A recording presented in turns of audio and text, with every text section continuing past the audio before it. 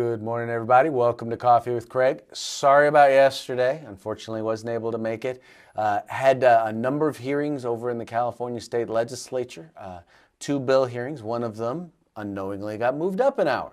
But anyway, it was a fun time was had by all in the California State Legislature. Today, in Coffee with Craig, we're going to talk about something more at the federal level. I'm a big fan of the arts. I believe in, whether it's performance art or whether it's painting or whatever it is. I'm a big believer in being able to express yourself through art. I think it's a great way for people to be able to kind of get out of their shell and express how they're feeling without necessarily going to see a therapist. For those of you who see therapists, no big deal. Just saying, just art's cheaper.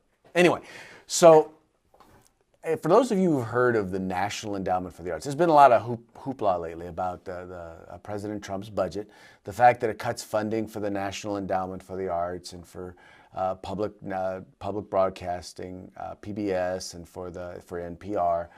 And what's interesting, though, about all of these is that all of them we all know are left-wing, and we know that they push a particular political agenda. And we also all know that part of that particular political agenda, as we'll find out today, has to do with finding a way to ban guns or being anti-Second Amendment.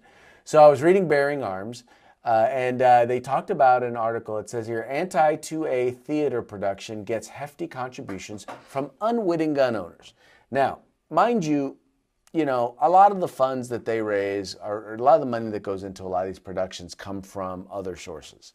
So in most cases, this is not the only source of funding that they're receiving, but a lot of times it's the major source. It's a major source of fundraising. And in this case, the Endowment for the Arts granted a $10,000 grant for the theater production called Gun Country, little g, by the Houses of Moon Theater Company of Jackson Heights, New York.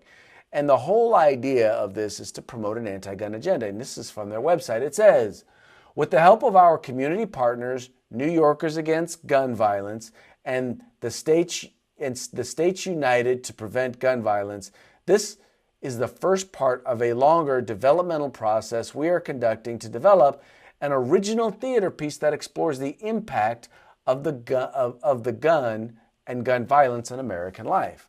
So in other words, their whole goal is to basically be anti-gun. How do we know? We know by their partners, New Yorkers Against Gun Violence. New Yorkers Against Gun Violence don't care about violence. New Yorkers Against Gun Violence care about guns. They're actually New Yorkers Against Guns. In particular, they're New Yorkers against your right to have a gun or to own a gun or to be able to defend yourself. That's exactly who they are. And so needless to say, they are the partners in this. And then lo and behold, a $10,000 grant drops in their lap. Let's look at PBS. PBS back in 2015 put on a documentary called Gun Down, the Power of the NRA.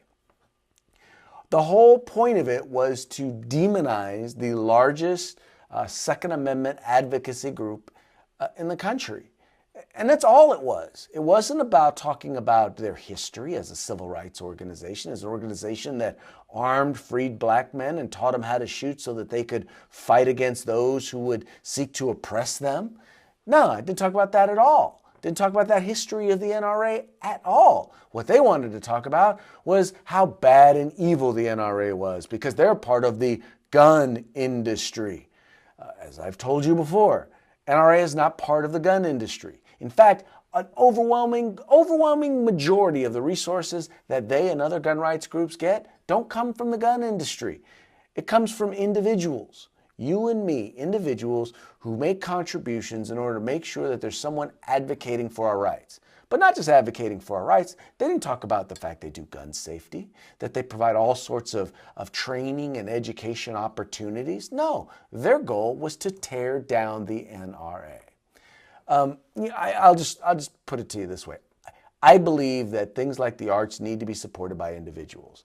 I was quite happy to see, Mr. Colin Kaepernick decided that one of the programs that was reduced in funding was Meals on Wheels. Colin Kaepernick stepped up and said, I'm going to give $50,000 to Meals on Wheels. You know what? That's what it's supposed to be. A lot of these things, a lot of these nonprofits and philanthropic things, these are things that these are responsibilities that we've heaped upon the government. And they're really ours. If you as an individual want to promote a particular agenda in your art, then you do it with your money, right? Don't do it with my money. Don't take my tax dollars and try and fight against me and try to take away my rights using my own money.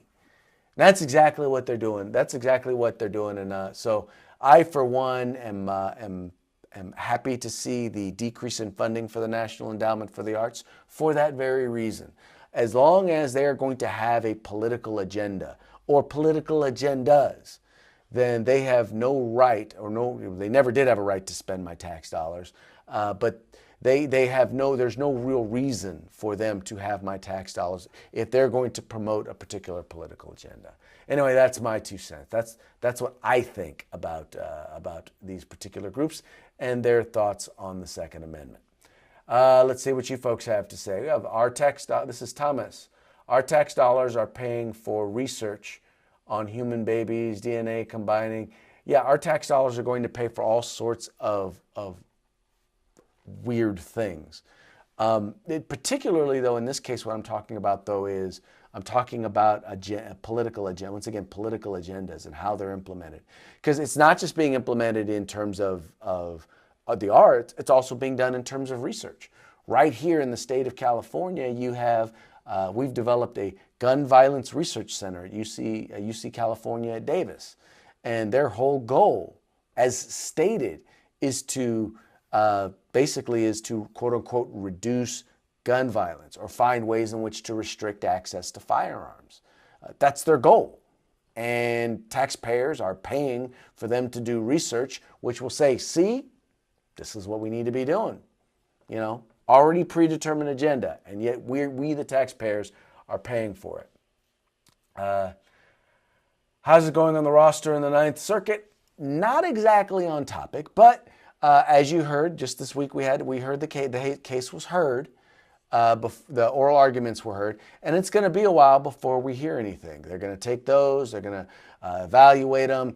It's going to be quite a while before we hear something. Things move slowly in the courts, and I know you want to hear that they move quickly like they do in the legislature, but unfortunately, they don't move quickly in the courts, especially in the Ninth Circuit, which is probably the most overburdened of all of the courts, which is why, by the way, there's a U.S. measure that actually would divide the Ninth Circuit up into two different circuits, hopefully to get things moving faster. But, kind of off topic, but I wanted to make sure to drop that little one on you.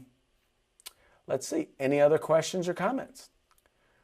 Well, it seems like this is a topic that did not necessarily surprise any of you. So, since it didn't surprise any of you, I would encourage each and every one of you to contact your congressman, contact your senator, and tell them to support the president's budget.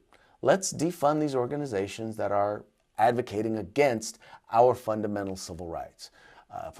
If we wouldn't support someone advocating or using taxpayer dollars to advocate against other of our constitutional rights, then why should we allow them to use our taxpayer dollars to advocate against our right to keep and bear arms? Anyway, that's it for today's Coffee with Craig. I hope you folks have a good time the rest of the day. We will talk to you again tomorrow, and remember to stay safe and stay free. If you like our videos, follow, subscribe, like, and share.